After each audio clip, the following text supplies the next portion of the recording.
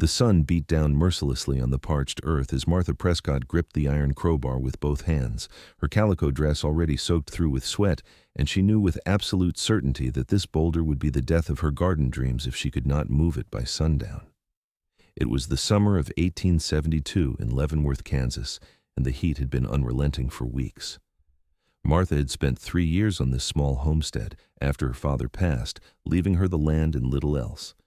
At 22 years old, she had managed to keep the property running through sheer determination and backbreaking work. The garden plot behind her modest cabin had been her father's pride, and she had vowed to restore it to its former glory. But sometime during the harsh winter, a massive boulder had rolled down from the rocky hillside and settled right in the center of where she needed to plant her late summer crops. She wedged the crowbar beneath the stone again, throwing all her weight against it. The metal groaned, her arms trembled, but the boulder remained as immovable as a mountain. Sweat dripped into her eyes, burning them, but she refused to give up. She had already cleared the rest of the plot, turned the soil, and hauled water from the creek. This one obstacle stood between her and the vegetable garden that would help her survive the coming winter. "Come on," she muttered through gritted teeth, pushing harder. Her boots slipped in the dirt and she nearly fell. "Move, you stubborn piece of rock." The crowbar suddenly slipped free, and Martha stumbled backward, landing hard on her backside in the dirt. She sat there for a moment, breathing heavily, staring at the boulder with a mixture of frustration and despair. Her hands were blistered and bleeding, her dress was filthy, and the sun was already past its peak. She'd been at this for hours. "That is quite the rock you have got there." The deep voice startled her so badly that she scrambled to her feet, spinning around with the crowbar raised defensively. A man stood at the edge of her property, near the split rail fence that marked the boundary. He was the largest human being Martha had ever seen. He stood well over 6 feet tall, with shoulders so broad they seemed to block out the sun. His chest and arms were thick with muscle, visible even beneath the worn buckskin shirt he wore.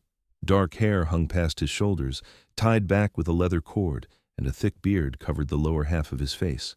His eyes were a striking gray-green, like moss on river stones, and they watched her with an expression that seemed equal parts curious and concerned.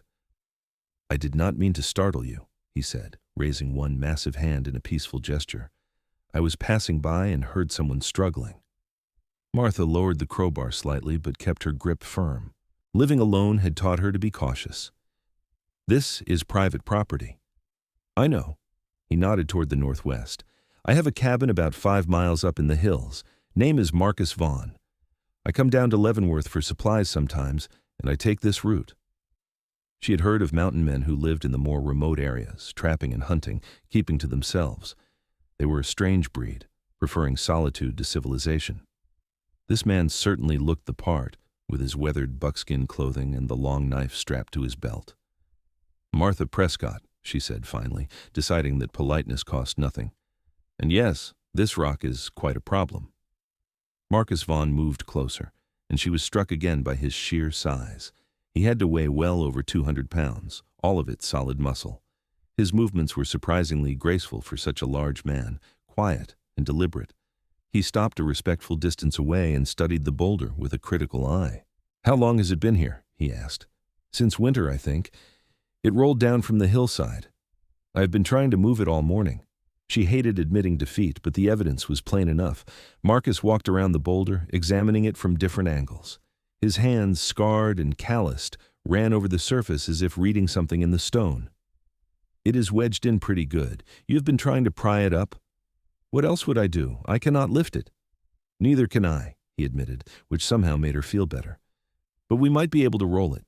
If we can get it rocking, we can walk it out of your garden." "We?" Martha set down the crowbar. "I could not ask you to help. I am sure you have places to be." Marcus looked at her, really looked at her, and something in his expression softened. "No place that cannot wait. And I've moved my share of rocks. Let me help." There was something in his voice, a quiet sincerity, that made Martha believe him. She nodded slowly. "All right. What do we do?" "First, we need to dig out some of the soil around the base, make it easier to get underneath." He knelt beside the boulder and Martha knelt opposite him. His hands were enormous as they scooped away dirt, making her own look small in comparison. They worked in silence for a while, the only sounds their breathing and the scrape of soil.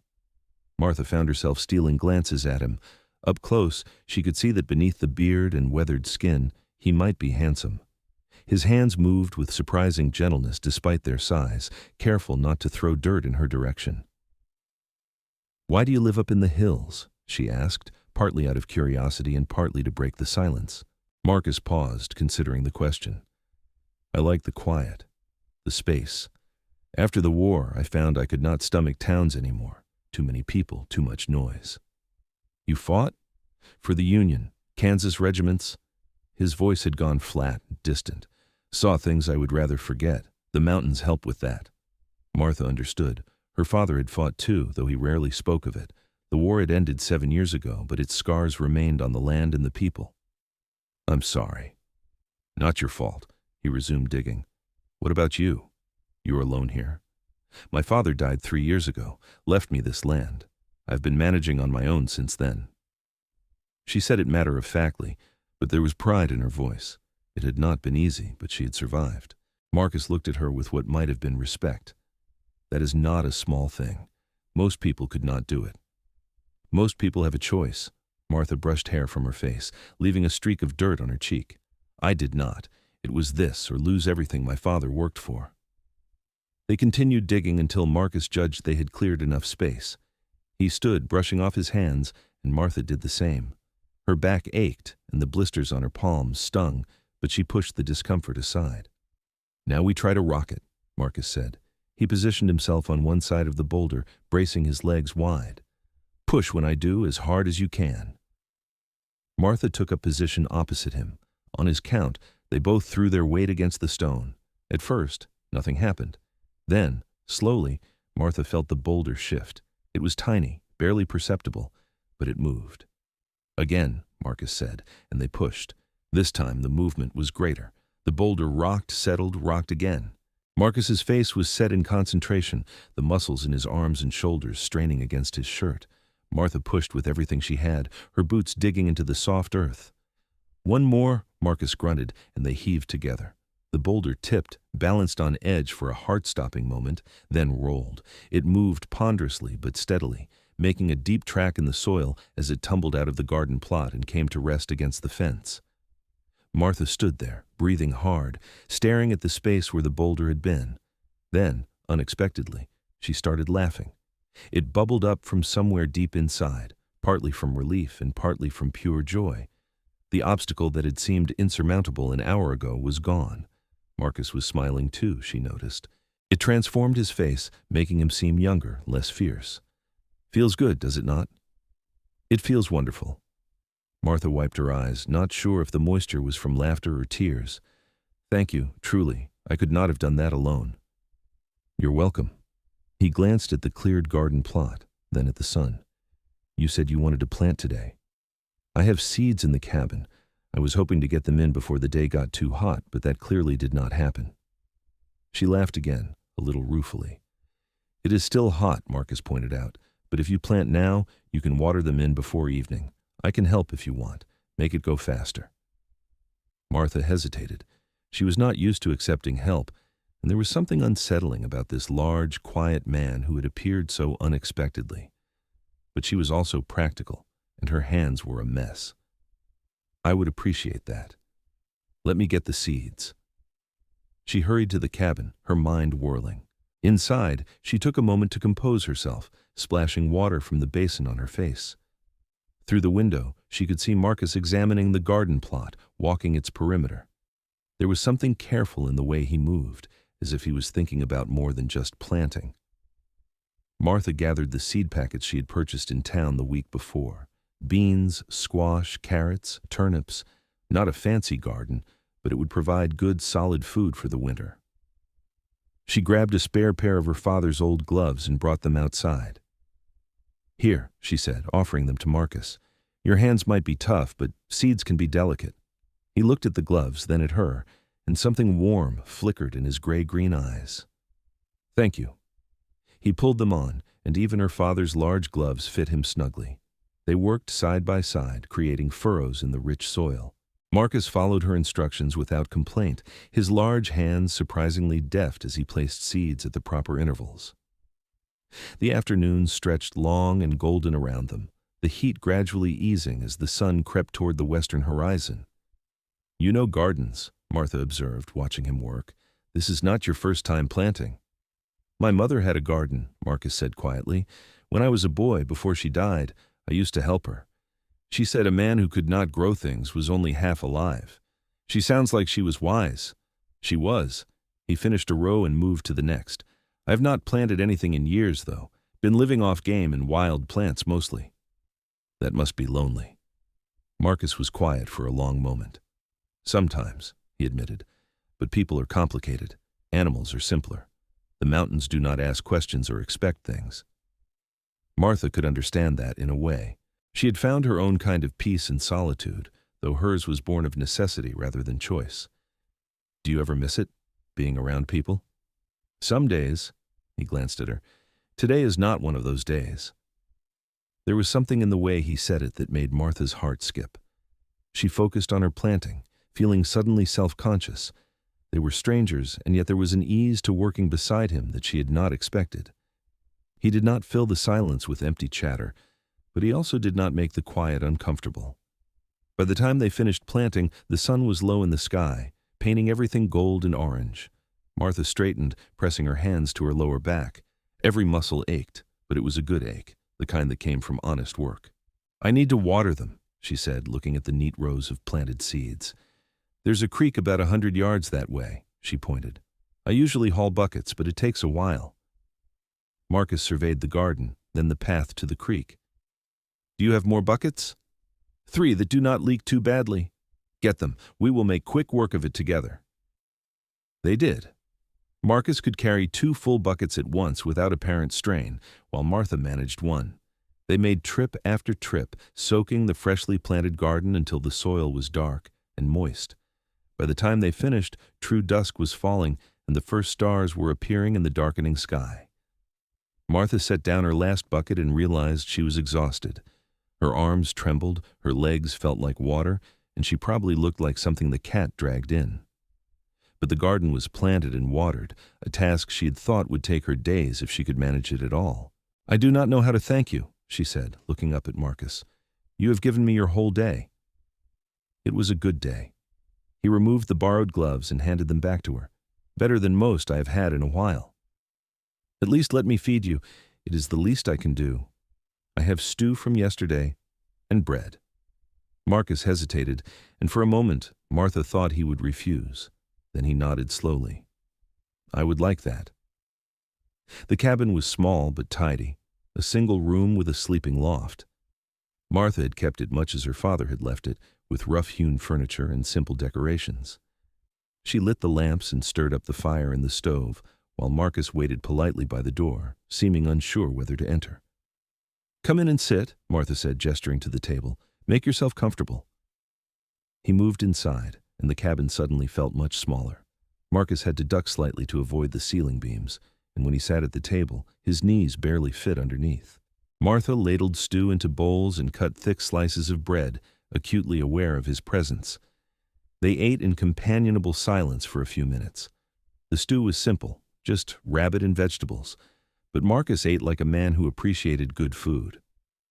Martha found herself studying him when she thought he was not looking. In the lamplight, with some of the trail dust washed from his face, he was indeed handsome. Strong features, a straight nose, and those unusual eyes that seemed to see more than they should. This is good," Marcus said, breaking the silence. "You are a fine cook." "It is nothing fancy."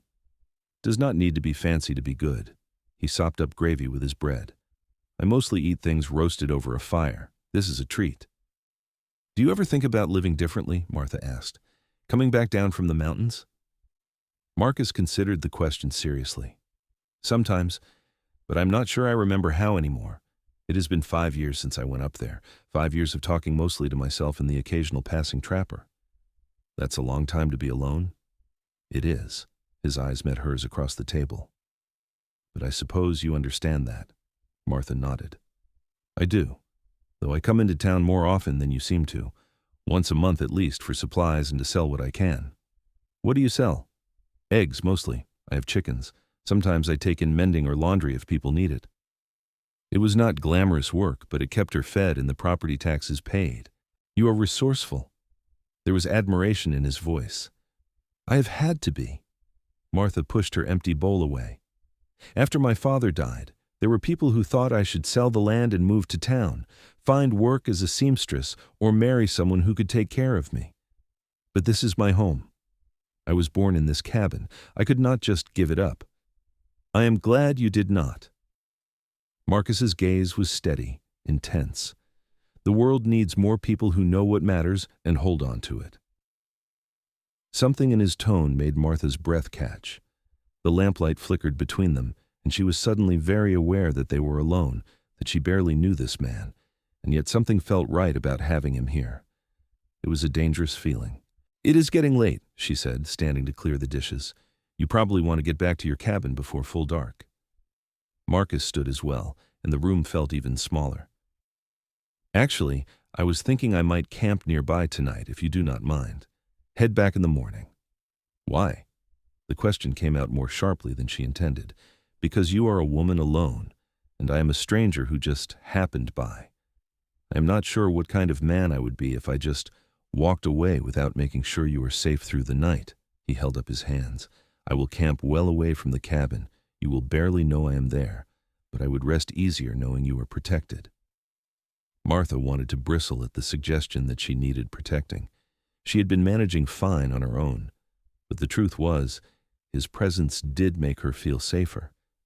And there was something touching about his concern, the old-fashioned chivalry of it. There is a good spot by the creek, she said finally, sheltered and level. You are welcome to camp there. Thank you. He moved toward the door, then paused. Martha? Today was good. Really good. I had forgotten what it felt like to work alongside someone, to help with something that matters. So thank you for letting me. He was gone before she could respond, slipping out into the night like a shadow. Martha stood in the doorway, watching him disappear toward the creek. Her heart was beating faster than it should, and her thoughts were a confused tangle. She barely knew him. He was essentially a stranger. And yet something about Marcus Vaughn had touched a place inside her that she had thought long closed. The way he moved, the quiet strength he carried, the gentleness in his voice when he spoke to her, it all added up to something that frightened and intrigued her in equal measure. Martha closed the door and prepared for bed, but sleep was a long time coming. She lay in the loft, listening to the night sounds, and tried not to think about the mountain man camped by her creek. The next morning, Martha woke before dawn as usual. She dressed quickly and climbed down from the loft, expecting to find Marcus already gone. But when she opened the cabin door, she found him sitting on her front step, watching the sunrise paint the sky pink and gold. Good morning, he said, turning to look at her. I was waiting to say goodbye before I left. Good morning. Martha felt oddly flustered, her hair still loose around her shoulders. Have you eaten? I have some jerky in my pack. That is not breakfast. Come inside. I will make eggs. Marcus followed her in, and they fell into an easy rhythm. Martha cooked while he added wood to the stove and fetched water from the barrel outside. It felt strangely domestic, comfortable in a way that should have been impossible with someone she had just met. Over breakfast, they talked about small things: the weather, the game in the hills, the growth of Leavenworth. Marcus had a quiet sense of humor that emerged in unexpected moments, making Martha laugh. She found herself relaxing, her usual guardedness slipping away. But eventually, breakfast was finished, and there were no more excuses to delay. Marcus stood, gathering his few belongings. I should head back. I have traps to check. Of course. Martha walked him to the door, feeling an unexpected reluctance. Thank you again. For everything. Will you be all right? With the garden and everything else? I always am, she smiled to soften the words. I'm tougher than I look. I can see that.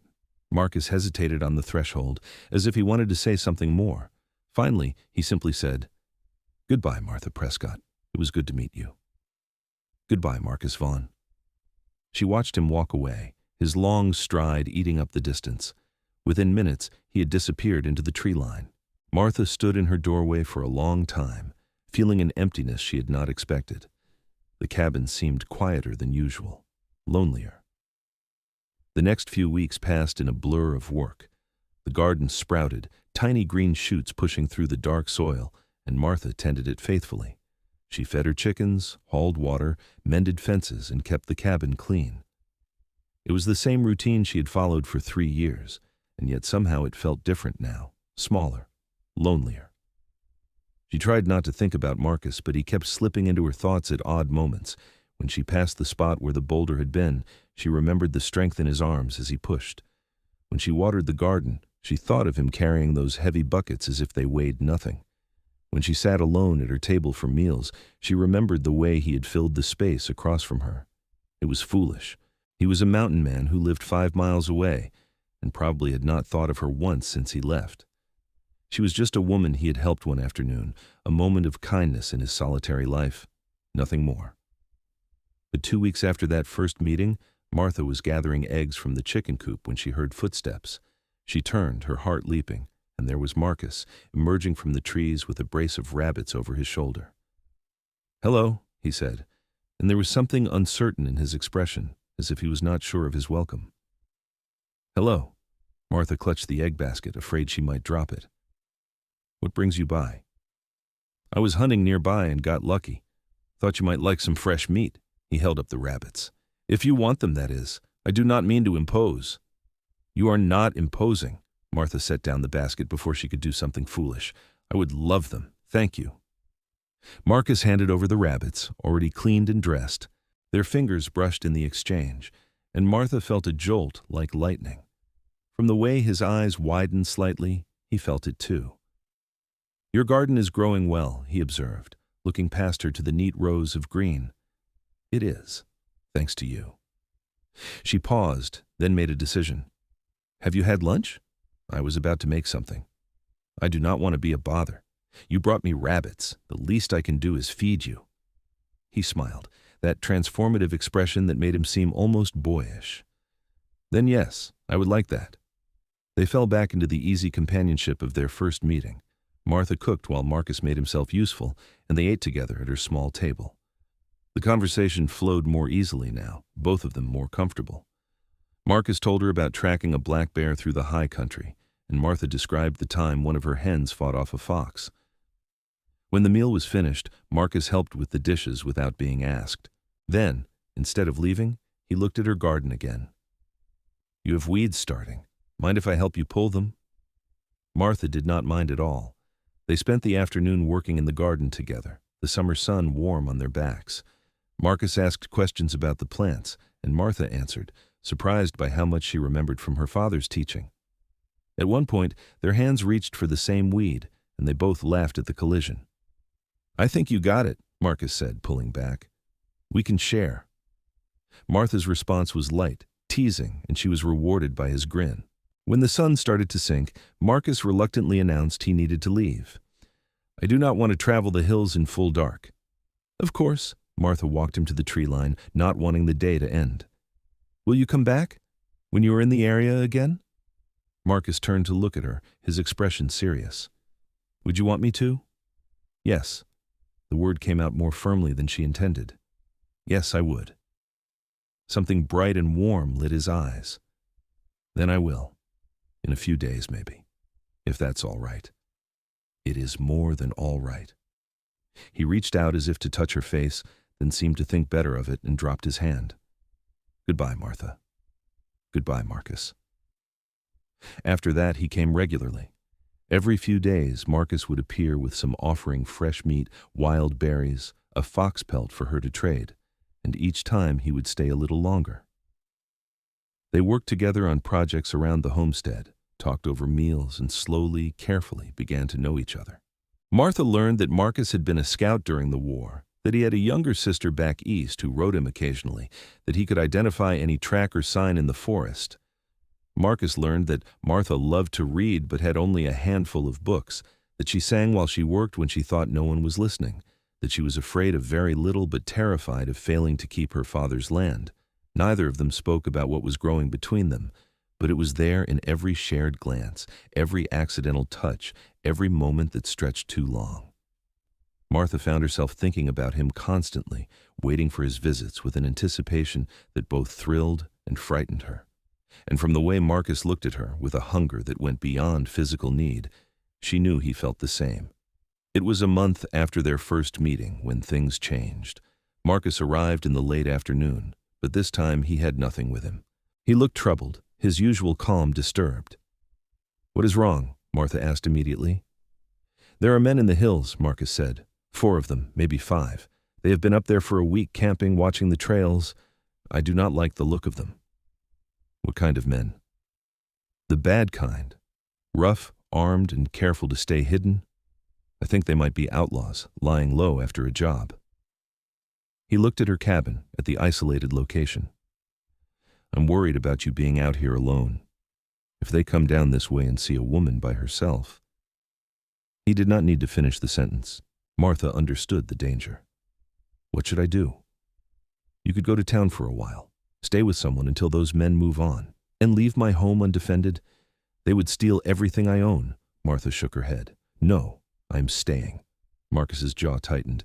"Then I am staying too. I will camp close, keep watch. If they show up, they will have to go through me first." "Marcus, you do not have to do that." "Yes," he said, his voice rough with emotion. "I do. Martha, He stopped, seeming to struggle with words. "I care about what happens to you. More than I should, maybe, given how little time we have known each other.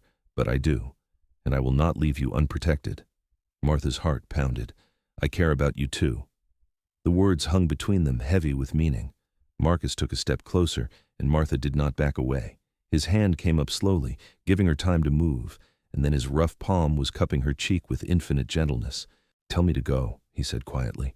"Tell me I am overstepping, and I will leave right now." "Do not go." Martha's voice was barely a whisper. "Stay. Please." Marcus bent his head and kissed her. It was soft at first, tentative, as if he expected her to pull away. But Martha leaned into him, her hands coming up to rest on his chest, feeling the strong beat of his heart beneath her palms. The kiss deepened, and suddenly there was nothing tentative about it.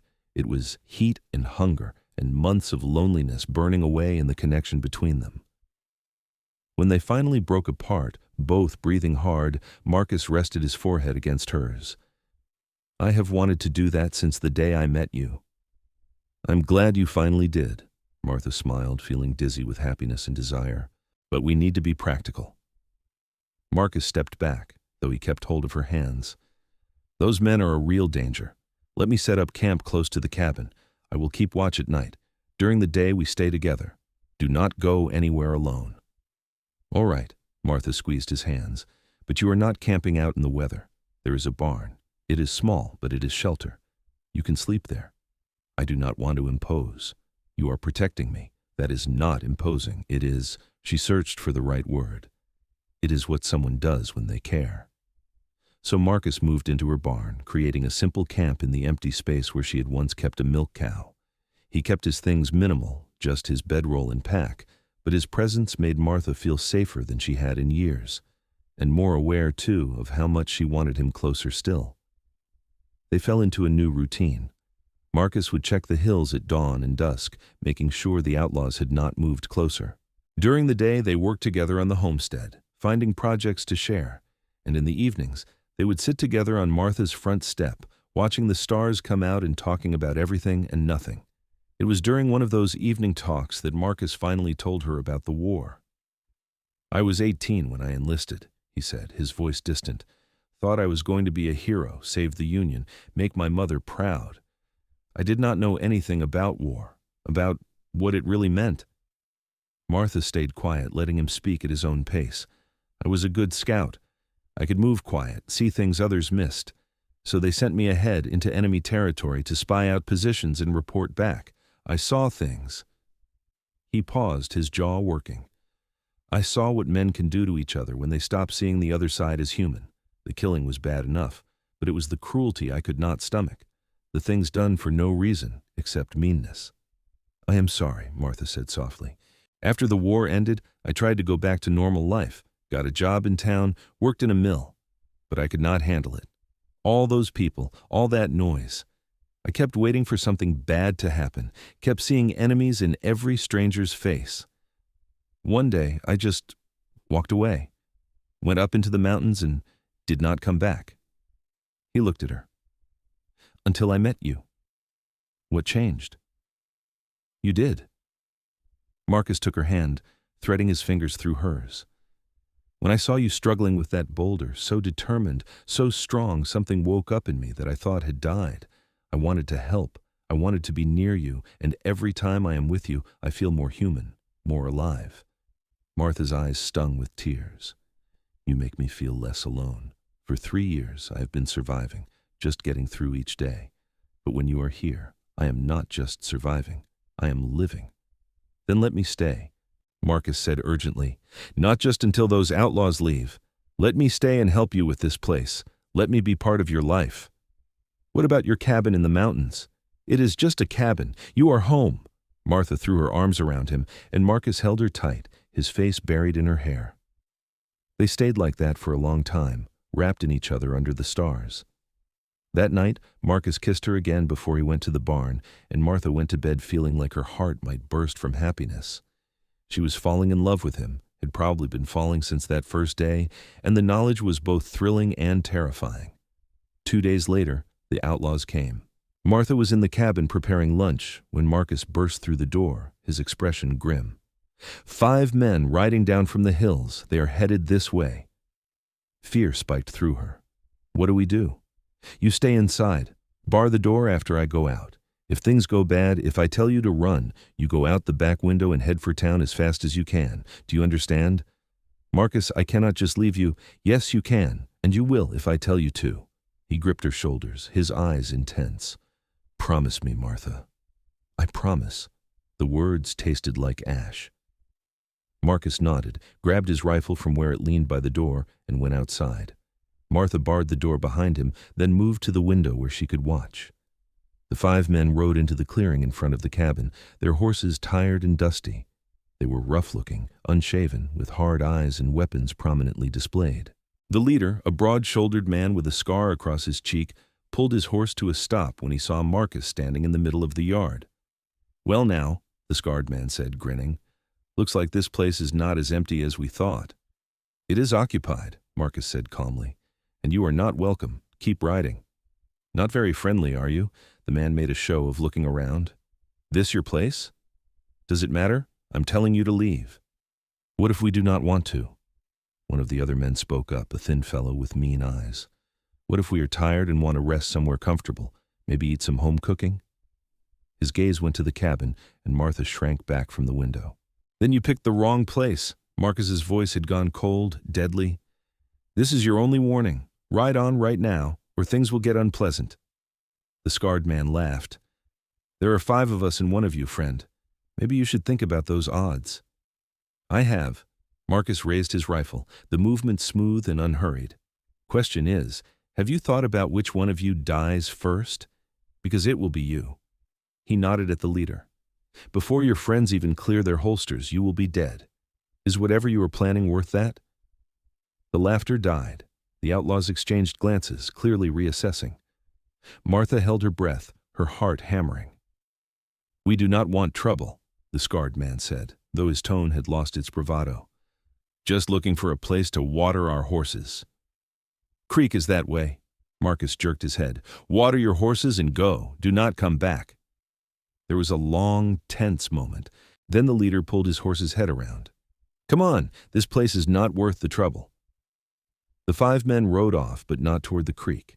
They headed straight away, pushing their tired horses into a trot. Marcus stood watching until they disappeared, his rifle never wavering. Finally, he lowered the weapon and turned to the cabin. They are gone. You can come out. Martha unbarred the door with shaking hands and stepped outside. Her legs felt like water, and suddenly she was trembling all over. Marcus set his rifle aside and caught her as her knees gave way. It is all right, he murmured, holding her close. You are safe. They are gone. You could have been killed. The words came out choked. There were 5 of them. I was not going to let them touch you, whatever it took. Marcus pulled back enough to look at her face. Are you all right? I am now. Martha managed a shaky smile. You were very convincing. I almost believed you would shoot him. I would have. There was no hesitation in his voice. If they had tried anything, I would have killed as many as I could. I meant what I said, Martha. I will protect you no matter what. The fierce certainty in his words made something turn over in Martha's chest. She reached up and pulled his face down to hers, kissing him with all the fear and relief and love churning inside her. Marcus responded instantly, his arms tightening around her, lifting her off her feet. When they finally broke apart, both breathing hard, Martha said, "Come inside, please. I do not want you to go back to the barn." "Martha." Marcus's voice was rough. "If I come inside and stay, I do not know if I will be able to leave again. I do not know if I will be able to keep my hands off you." "Then do not." She met his eyes steadily. "I want you with me. I want you, Marcus, all of you." "Are you sure?" His hands trembled against her back. "Because once I have you, I will not let you go. I will stay forever if you let me." "Then stay forever." Marcus swept her up in his arms and carried her inside, kicking the door closed behind them. He set her down gently, as if she were made of glass, and then his hands were in her hair and his mouth was on hers. And Martha stopped thinking about anything except the feel of him, the taste of him, the way he made her feel alive and safe and desperately wanted. They barely made it to the bed in the loft. Clothes fell away between kisses, hands explored new territory, and when Marcus finally moved over her, his body powerful and careful at once, Martha felt like she had found something she had not even known she was missing. They came together with a kind of desperate tenderness, and afterward, wrapped in each other's arms, Martha knew that her life had changed irrevocably. "I love you," Marcus said into the darkness, his hand stroking her hair. "I know it is fast, I know we barely know each other, but I love you." "I love you too." Martha pressed a kiss to his chest, right over his heart. "I think I have loved you since you moved that boulder." Marcus laughed, the sound rumbling through his body into hers. "Then I am very glad I came down from the mountains that day." They fell asleep, tangled together, and when Martha woke in the gray light of dawn, it was to the unfamiliar but wonderful sensation of not being alone. Marcus was already awake, watching her with an expression so tender it made her throat tight. "Good morning," he said softly. "Good morning." She stretched, feeling pleasantly sore. "Any regrets?" "Not a single one." "You?" "None."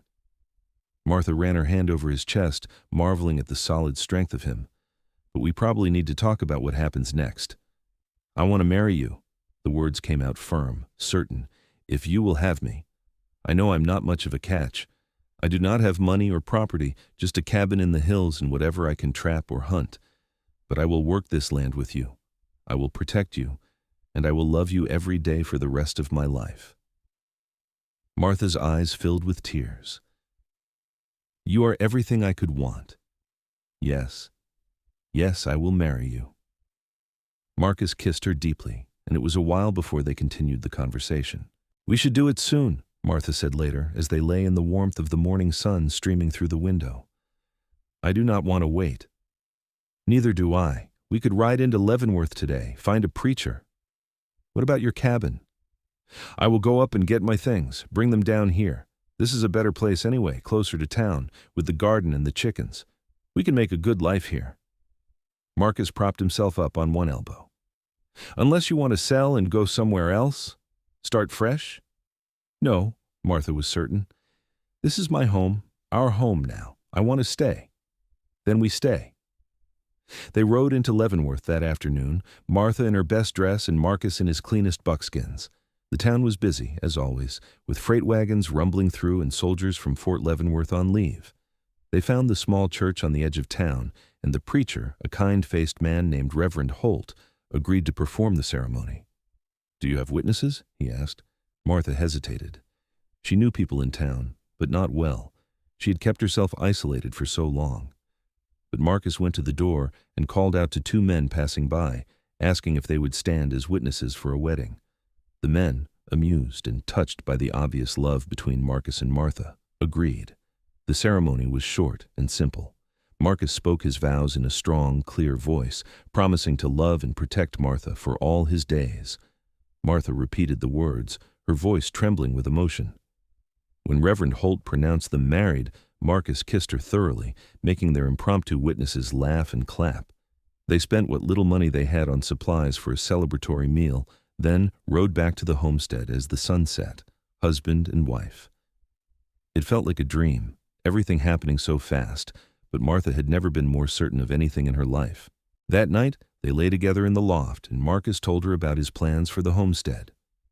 "We should expand the garden next year, maybe plant corn, and I can build a better chicken coop, one that will keep out foxes and coyotes. If we can get a few pigs, we could have meat through the winter without me having to hunt as much."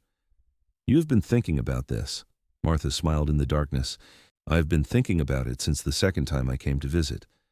I saw how hard you work, how much you do alone, and I kept imagining what it would be like to help, to be part of it." His arm tightened around her. "I want to build something with you, Martha, a real home, maybe even a family someday." "I would like that." Martha felt a flutter of anticipation mixed with fear. "I never thought I would have any of it. A husband, children. I thought I would just work this land until I was old and die alone. You will never be alone again. I promise." The next weeks were some of the happiest of Martha's life. Marcus went to his mountain cabin and brought back everything he owned, which was not much. They spent the late summer and fall working side by side, strengthening fences, preparing the garden for winter, making repairs to the cabin. Marcus proved to be skilled with carpentry, and he built an addition to the cabin, creating a small second room that could eventually serve as a bedroom for children. They fell into an easy partnership. Marcus did the heavy labor without complaint, and Martha managed the household and garden. But they often worked together on tasks, talking and laughing, and Martha found joy in the simplest moments. Cooking breakfast while Marcus added wood to the stove, working side by side in the garden as the sun rose, sitting together in the evenings, planning for the future. In October, Martha realized she was pregnant. She told Marcus one evening as they sat together by the fire, and he was so overcome with emotion that he could not speak. He just pulled her into his arms and held her, his face buried in her hair. "Are you happy?" she asked, a little worried by his silence. "Happy does not begin to cover it." His voice was thick. "I never thought I would have this, a wife, a child, a home. I thought that was for other men, better men. But here you are, giving me everything." "We are giving it to each other," Martha corrected, kissing his jaw. "I would be lost without you." The winter was hard, as Kansas winters often were, but they weathered it together. Marcus hunted when he could, keeping them supplied with meat. Martha used her skills to stretch their supplies, and they were never hungry. The baby grew inside her, and Marcus treated her like she was made of spun glass, constantly worried that she was working too hard or carrying too much weight. "I am pregnant, not dying," Martha finally told him in exasperation. "Women have been doing this since the beginning of time. I can still work." "I know. I just want to take care of you." Marcus rubbed the back of his neck, looking embarrassed. "I know I'm probably being ridiculous." "You are being sweet." Martha took his hand and placed it on her growing belly. "But the baby and I are fine.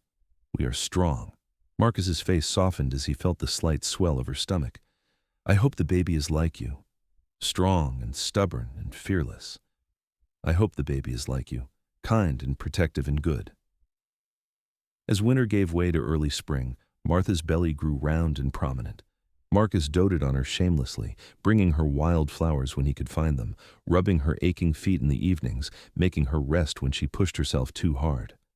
Martha alternated between being touched by his care and wanting to remind him that she was perfectly capable. But as her time drew near, she was grateful for his presence. The birthing would be dangerous, as it always was, especially with no doctor nearby. She had made arrangements with a woman in town, Mrs. Brennan, who had experience as a midwife.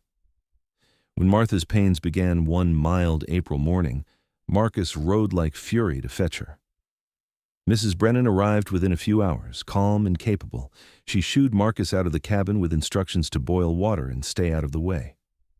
Marcus paced the yard like a caged animal, and Martha could hear him through the walls, which might have amused her if she had not been in the grip of another contraction. The labor was long and hard. Martha had always been strong, but this tested her limits. Mrs. Brennan coached her through each pain, encouraging and stern by turns. And finally, as the sun set on that April day, Martha's son was born. He came into the world squalling, red-faced and perfect. Mrs. Brennan cleaned him up and placed him in Martha's arms, and Martha fell instantly, completely in love.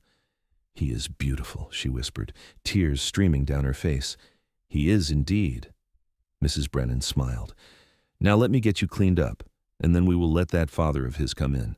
I think he has worn a trench in your yard from all that pacing." When Marcus was finally allowed inside, he approached the bed as if walking on holy ground. His eyes were wet as he looked down at his son, and when Martha placed the baby in his arms, he held the tiny bundle as if it were the most precious thing in the world. "He is so small," Marcus marveled. "I'm afraid I will break him." "You will not," Martha smiled tiredly. "You're going to be a wonderful father." They named him Matthew, after Marcus's father who had died when Marcus was young. Matthew Vaughn had his father's gray-green eyes and his mother's stubborn chin. Marcus was completely besotted, spending hours just watching the baby sleep, and Martha often woke in the night to find her husband standing by the cradle, one large finger clasped in Matthew's tiny fist. Life settled into a new rhythm. Martha recovered her strength, and they adapted to having a baby in the house. Matthew was a good baby, healthy and strong, and he grew quickly.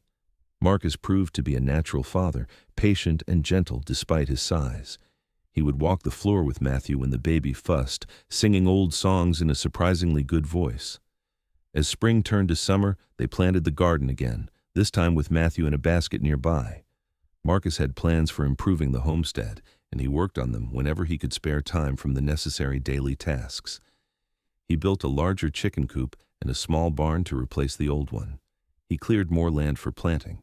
And he was always looking for ways to make Martha's life easier, building her a better work table, constructing shelves in the cabin, fixing anything that showed the slightest sign of wear. One evening, as they sat on the porch watching the sunset with Matthew asleep between them, Martha said, "I never imagined my life could be like this." "Like what?" Marcus looked at her. "Happy, full. I spent so long just trying to survive, just trying to keep going one day at a time. And now I have you and Matthew, and a real future. It feels like a miracle." Marcus reached for her hand. "You are the miracle. You took a broken man who was hiding in the mountains and gave him a reason to live again. You gave me a home and a family and love. I will spend the rest of my life trying to deserve you. You already deserve me." Martha leaned her head on his shoulder. "We deserve each other." The years that followed were good ones. The homestead prospered under their combined efforts. Marcus proved to have a knack for trading, and he began making regular trips to town to sell furs and buy supplies. Martha's garden grew larger each year, providing more than enough for their family and surplus to sell. They were not rich, but they were comfortable, and they were happy. Matthew grew into a sturdy boy, curious and energetic. He followed Marcus everywhere, learning to track and hunt and work the land. Marcus was patient with his son, teaching him skills but also teaching him kindness. Martha often watched them together, her heart full, amazed at how naturally fatherhood came to her husband. When Matthew was 3, Martha became pregnant again. This time, the pregnancy was easier, perhaps because she knew what to expect. And when their second child was born, a daughter, Marcus wept openly as he held her. "She is beautiful, just like her mother," he said, his voice choked. They named her Rebecca, and she was the darling of the family. Matthew adored his little sister, and Marcus was wrapped around her tiny finger from the moment he first held her. Martha watched her family grow with a contentment that went bone deep. This was what she had been fighting for during those lonely years alone. This was what her father had wanted for her when he left her the land. As the children grew, the homestead expanded. Marcus built a larger cabin, this one with 2 real bedrooms and a separate kitchen. He cleared more land, planted an orchard, and built a proper barn with space for horses and a milk cow. Martha's chickens multiplied, and she began selling eggs regularly in town. They became known in Leavenworth as a reliable family, hard-working and honest. People sought out Marcus for his skills in carpentry and tracking.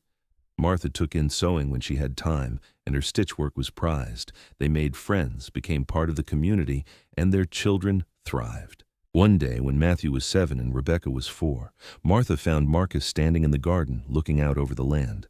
She came up beside him, slipping her hand into his. "What are you thinking about?" she asked. "About that first day." when I found you trying to move that boulder." Marcus smiled, shaking his head. "If someone had told me that helping you would lead to all this, I would not have believed them. I thought I would live alone in the mountains until I died. Instead, I have everything a man could want." "I was thinking about that day, too." Martha leaned against him. "I was so stubborn, so determined to move that boulder by myself. I did not want to admit I needed help." "You would have figured it out eventually." "Maybe, but I'm glad I did not have to. I'm glad you came along when you did." She looked up at him. Do you ever miss it? The mountains? The solitude?" "Sometimes I miss the quiet," Marcus admitted. "But then Matthew asks me 1,000 questions, or Rebecca climbs on my back, or I hear you singing in the kitchen, and I remember that this is better. This is what I was meant for." They stood there together in the golden afternoon light, watching their children play, and Martha felt a profound gratitude for the twist of fate that had brought Marcus into her life. He had moved more than a boulder that day. He had moved her heart, broken through her defenses, and given her a life she had never dreamed possible. As the years continued to pass, the Vaughn family became a fixture in the community. Marcus served occasionally as a scout for the fort, his skills still sharp. Martha became known for her healing knowledge, learned from her father, and expanded through experience.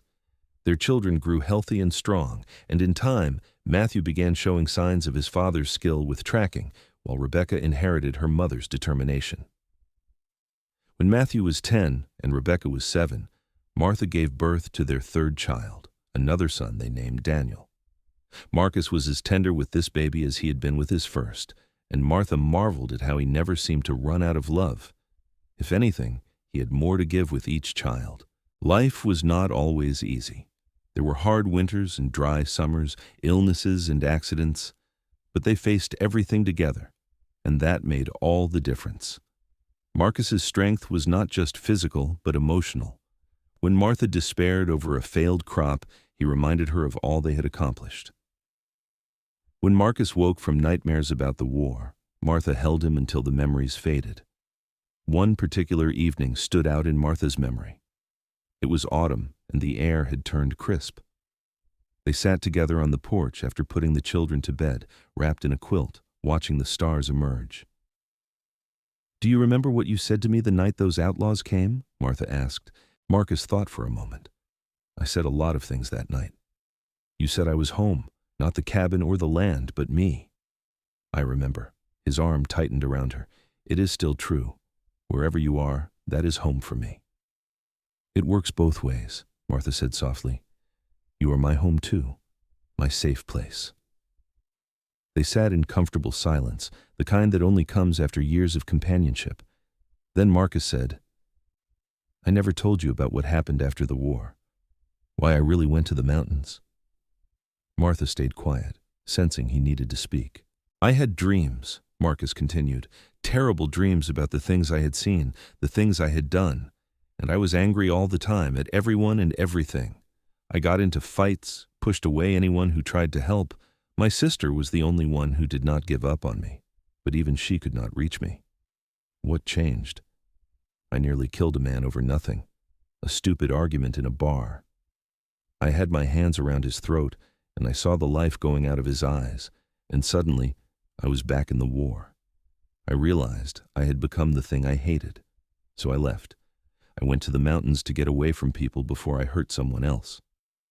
Martha took his hand, feeling the scars there. "But you did not hurt anyone." "Because I stayed away.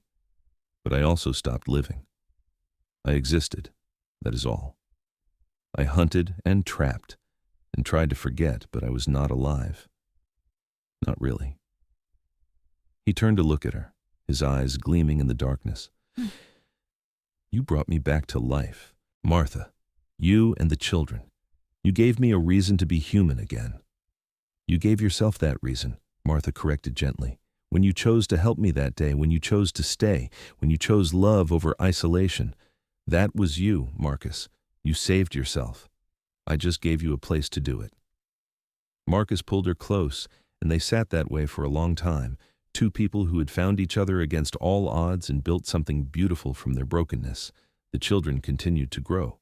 Matthew became a fine tracker like his father, and by the time he was 16, he was working alongside Marcus, helping support the family. Rebecca showed a talent for healing, studying plants and remedies with Martha. Daniel, the youngest, had a gift for working with animals and dreamed of raising horses. Marcus and Martha grew older together, their hair gaining silver, their hands becoming more weathered. But their love never diminished. If anything, it deepened, growing richer and more complex with each passing year. They knew each other's rhythms, each other's needs. They could communicate with a glance, work together without speaking, and comfort each other with just a touch. One spring morning, 20 years after Marcus had first appeared to help Martha move a boulder, they stood together in the garden. The plot had grown over the years, expanded and improved, but it still held the same purpose. The soil was rich from years of careful tending, and the plants grew strong. "Do you remember planting seeds here that first day?" Martha asked, brushing soil from her hands. "I remember everything about that day." Marcus straightened, his back not as quick to unbend as it once was. "I remember thinking you were the most determined woman I had ever seen. I remember thinking you were the biggest man I had ever seen." Martha laughed. "I was a little afraid of you at first." "Only a little?" "Well, you were quite intimidating." She moved closer to him. "But then you moved that boulder like it was nothing, and you helped me plant seeds, and you were so gentle with everything. I knew then that you were not someone to fear." Marcus pulled her into his arms, holding her close. "I fell in love with you that day. Watching you work, seeing your strength and determination, I knew I wanted to be part of your life." "You are not just part of my life," Martha said, her voice muffled against his chest. "You are my life, you and the children and this land, everything that matters." They stood there in the garden, surrounded by the fruits of their labor, and Martha reflected on the journey that had brought them to this moment. It had started with a boulder and a stranger's kindness. It had grown into something neither of them could have predicted: a family, a home, a love that had weathered every storm. That evening, their children and their children's children gathered for dinner. Matthew had married a local girl and had 2 sons of his own. Rebecca was courting a young man from town, a teacher with kind eyes. Daniel, at 17, was still at home but talked constantly of the horse ranch he would have someday. Marcus sat at the head of the table, surrounded by his family, and Martha saw the contentment in his face. This man who had once hidden in the mountains, broken and alone, now presided over a family full of love and life. It was a transformation that still took her breath away. After dinner, when the young people had gone and the cabin was quiet again, Marcus and Martha walked out to watch the sunset. It was something they had done for 20 years, a ritual that marked the end of each day. "I have been thinking," Marcus said as they stood looking out over their land, "about the future." "What about it?" "The children are grown, or nearly so. They will have their own lives, their own families. The homestead is established, more than able to support us. We have worked so hard for so long." He turned to her. "What if we took some time for ourselves, traveled a little, saw some things we have never seen?" Martha considered this. It was true that their responsibilities were lessening. And there was something appealing about the idea of adventures with Marcus, of having him all to herself for a while. "Where would we go?" "Anywhere you want. We could visit my sister back east. You've never met her. Or we could go west, see the mountains I used to live in. Or just explore, see where the road takes us." "I like that idea," Martha smiled. "But let me stay through harvest. I want to see the garden one more time before we go." "Of course." Marcus kissed her forehead. "We have all the time in the world." But time, as it turned out, was not infinite. That winter, Martha fell ill. It started as a cough, nothing serious, but it deepened and worsened until she was struggling to breathe. Marcus rode through a blizzard to fetch the doctor, but there was little to be done. "Pneumonia," the doctor said, and in women of Martha's age, it could be deadly. Marcus refused to accept that. He tended her day and night, barely sleeping, doing everything he could think of to help. He made her broths and teas, kept the fire burning hot, sat beside her bed and willed her to recover. Martha drifted in and out of consciousness, sometimes lucid and sometimes lost in fever dreams. But she was always aware of Marcus's presence, his strong hand holding hers, his voice reading to her or talking to her or just murmuring reassurances. One night, when her fever was at its worst, Martha opened her eyes to find Marcus sitting beside the bed, his head bowed and his lips moving in prayer. She had never seen him pray before, and it moved her to tears. "Marcus," she whispered, and his head snapped up. "I am here." He took her hand carefully, as if afraid she might break. "I'm right here." "I'm not ready to leave you," Martha said, her voice weak. "We have not taken our trip yet." "You're not going anywhere." Marcus's voice was fierce. "Do you hear me? You are going to get better, and we are going to have that trip, and we are going to grow old together. That is how this story ends." "Promise me something." Martha coughed, and Marcus held water to her lips. "If I do not make it, you will." "If I do not," she insisted, "promise me you will not go back to the mountains. Promise me you will stay here with the children and the grandchildren. Promise me you will not hide from life again." "Martha, promise me." She gripped his hand with what little strength she had. "I need to know you will be all right." "I promise." Marcus's voice broke. "But you have to promise me something too. Promise me you will fight. Promise me you will come back to me." "I promise." Martha managed a weak smile. "I am not done with you yet, Marcus Vaughn." She closed her eyes, exhausted, and Marcus held her hand through the long night. He talked to her about their life together, reminding her of every precious moment. He told her about the children's plans, about Matthew's youngest son who looked just like her, about Rebecca's upcoming wedding. He painted pictures with words of the future they would share, the trips they would take, the years they still had ahead of them. And slowly, gradually, Martha's fever broke. The crisis passed, and though she remained weak, she began to improve. Marcus barely left her side during her recovery, supporting her when she needed to walk, feeding her when she was too tired to feed herself, celebrating every small sign of progress. By spring, Martha was back on her feet, thinner and more fragile than before, but alive. She stood in the garden on the first warm day, feeling the sun on her face, and knew how close she had come to never feeling it again. Marcus came up behind her, wrapping his arms around her waist. "How are you feeling?" "Grateful," Martha said simply, "for every day, for every moment, for you." "I almost lost you." His voice was rough. "I do not think I could have survived that. But you did not lose me. I am here, and I am staying." She turned in his arms. "Now, about that trip. I think it is time we started planning." They did travel that summer, though they did not go far. Martha was still rebuilding her strength, so they took short trips, visiting nearby towns and seeing parts of Kansas they had never explored. Each journey was an adventure, each new site a treasure. They stayed in simple hotels, ate in local restaurants, and walked hand in hand like young lovers. It was on one of these trips that they finally visited the site where Marcus had once had his cabin in the mountains. He had not been back in over 20 years, and he was curious to see what remained. The cabin was gone, collapsed under snow and time. But the clearing remained, and Marcus showed Martha the places that had mattered to him. The creek where he had fished, the overlook where he had watched sunsets, the trail he had taken when hunting. "I thought I was happy here," Marcus said, standing in the clearing. "I thought isolation was what I needed. But I was not happy. I was just numb." "You were healing," Martha said. "Sometimes we need to be alone to heal. But you knew when it was time to rejoin the world. That takes courage." "You gave me that courage." Marcus put his arm around her. "If I had not met you, I might have stayed here until I died, never knowing what I was missing." They stood together looking out over the mountains, two people who had found each other when they both needed it most and built a life neither could have imagined. Then they turned and walked back down the mountain, toward home, toward family, toward the future. The years continued to pass, each one precious. Marcus and Martha grew old together. Their children raised families of their own, and their homestead became a gathering place for the extended family. The garden that had started with a boulder and a handful of seeds fed multiple generations. When they were in their 60s, Martha and Marcus made one last trip to that garden together. They walked slowly now, their steps measured, but they walked side by side as they always had.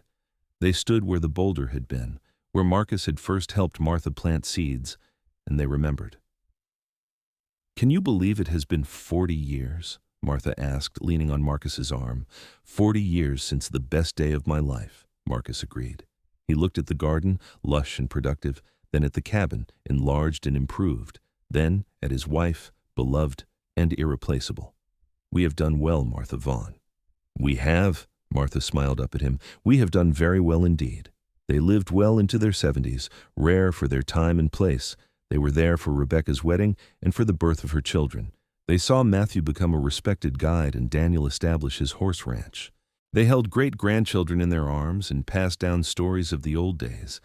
And through it all, they loved each other with a constancy that was the foundation of everything else in their lives. They bickered sometimes, as all couples do, but they never went to bed angry. They worked together, laughed together, and supported each other through every trial. When Marcus died, peacefully in his sleep at 78, Martha grieved deeply. But she also celebrated the life they had shared, the love that had sustained them both. She lived another 3 years, cared for by her children, and she spent those years telling stories to the grandchildren about the mountain man who had moved to Boulder and changed her life forever. On a spring morning very much like the one when Marcus had first appeared, Martha passed away in her sleep. She was buried beside her husband on a hill overlooking their homestead, and at her funeral, her children and grandchildren and great-grandchildren gathered to celebrate a life well lived and a love that had lasted a lifetime. The homestead remained in the family, passed down through generations, and every spring, someone would plant seeds in the old garden plot, remembering the woman who had struggled with a boulder and the man who had stopped to help. Their love story became family legend, told and retold, a reminder that sometimes the best things in life come from the simplest acts of kindness. The boulder itself, which Marcus had rolled against the fence that first day, remained where it had landed. Over the years it became a sort of monument, a marker of where everything had begun. Children played on it, couples sat on it, and everyone who saw it knew the story. Because in the end, that was what mattered, not the boulder itself, but what had come from moving it. A life built together, a family created from love, and a legacy that would endure long after Martha and Marcus were gone. They had started with nothing but determination and kindness, and they had built something that would last forever. Their story was the story of the West, itself hard work, courage, and the belief that tomorrow could be better than today. But more than that, it was a love story, pure and simple. A mountain man and a homesteader, brought together by fate and a stubborn piece of rock, who discovered that the greatest adventure of all was building a life together. And in that garden, season after season, year after year, seeds were planted and grew, just as the love between Martha and Marcus had been planted and grown, bearing fruit that would nourish generations to come. It was a fitting legacy for two people who had understood that the best things in life were not found but cultivated, tended with care, and allowed to flourish in their own time.